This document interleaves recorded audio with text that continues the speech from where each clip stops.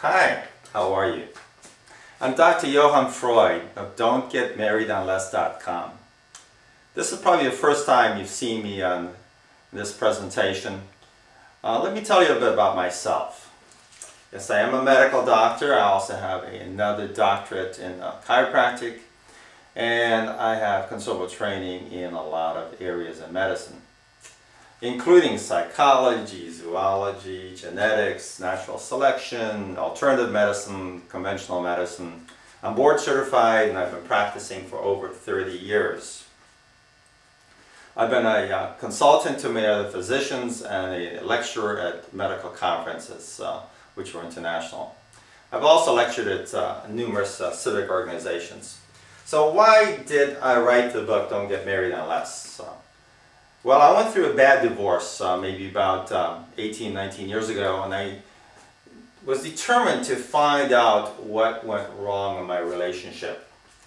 Well, that journey took me for a ride that lasted over 15 years. While I researched relationships, I studied the thousands of patients that I had as they told me their stories, and I learned a lot about the commonalities of why people stay together and why they break apart.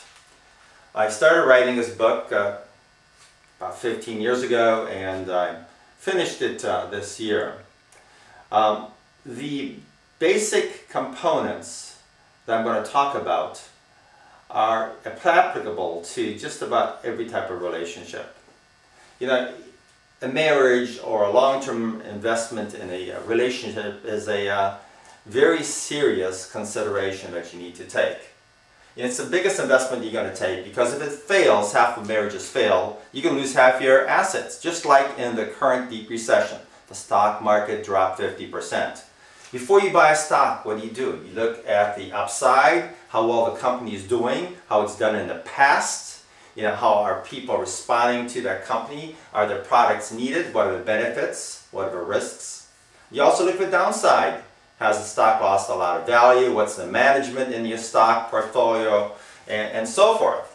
Well, in a relationship, people don't do that. They just go on chemistry and how they feel about somebody. They don't look at the business side of a relationship. Well, for centuries, marriages have been based on business relationships. They are unions of two economic forces, two cultural systems that are similar. Okay, they were designed to raise offspring in a certain type of environment, a certain culture, a certain class, a certain trait, certain skill. They're always put together because people knew that emotions come, emotions go. Feelings come, feelings go. Our current deep recession that we are in is nothing compared to a bad divorce, believe me. You lose half your money, you lose your kids, you lose your self-esteem. I mean, it goes on and on and on. You're depressed for years on end. So what are the upsides to a good relationship? The upsides to a good relationship are happiness, companionship, and having a soulmate you can confide in, snuggle at night, kiss, converse in on a regular basis, be your buddy, your pal. The downsides, if they fail, a total disaster. Everything you've worked for the past 5, 10, 15 years goes down the drain. You lose your desire to work. You lose half of, that beautiful house you spent 10 years building, it's gone. Or even the wife, you think she gets it, well, she can't maintain the house. Ladies, there's no way you can keep up, a $50,000 a year tax bill if you're earning $15 an hour, or if you're not working at all, just depending upon your husband. Guys, your lifestyle goes down. Ladies, your lifestyle goes down. So before you get into this disastrous situation, look at how you select someone.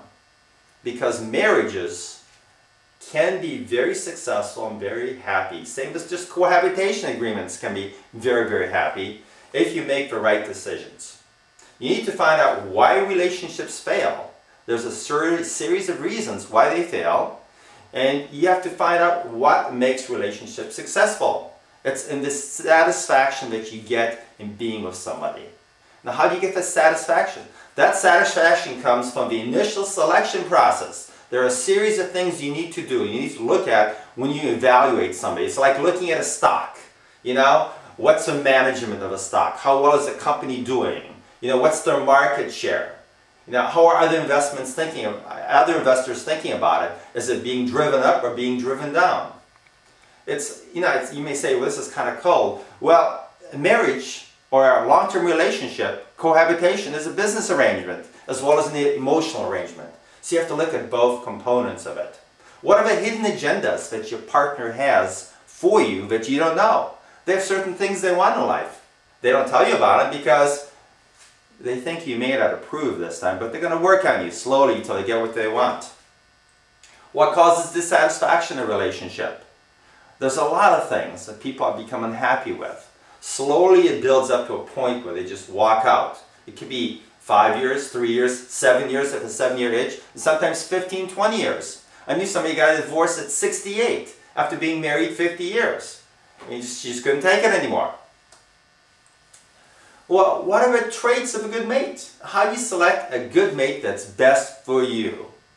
There are a lot of things you look at before you come to that decision. And there are a lot of things you look at before you even start dating that person. They have to make sense on the balance sheet before you put your emotions into that person.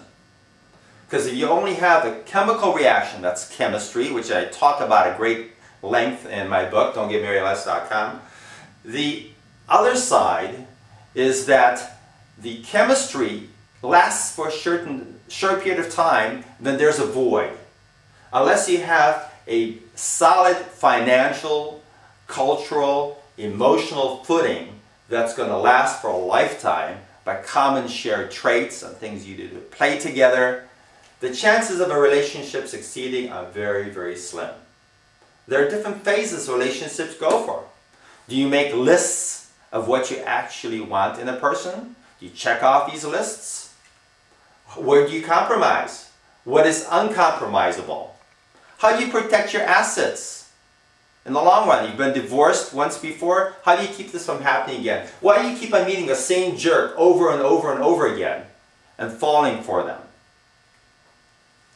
How about a woman? Is she just someone that you look at as a toy, or do you look at her as a life partner? Guys, relationships are financial arrangements. You better put some thought into them. Ladies, you are investing in the future of your entire well-being. Your children, your adobe, your home that you live in, the things you do in life. You better pick a guy very wisely. Some of them can be real jerks after a while. Guys, women can be very catty. They're extremely good at showing you one side and then later changing to something else. Just like sometimes guys do that. So you do that by pretending to be one person which you're actually not. So you have to set up traits that a person has to possess before you get into a relationship. These traits will be discussed later on in the series that we talk in this go on. Well, what makes love last for a lifetime? That's a question that we'll greatly discuss in future sessions.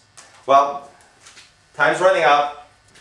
We're going to have to end this session for now. I'm Dr. Johan Freud of don'tgetmarriedunless.com.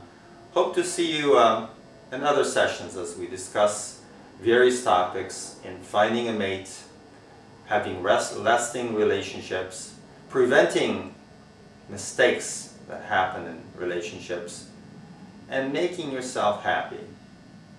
You have to be happy. Hope to see you again. Bye.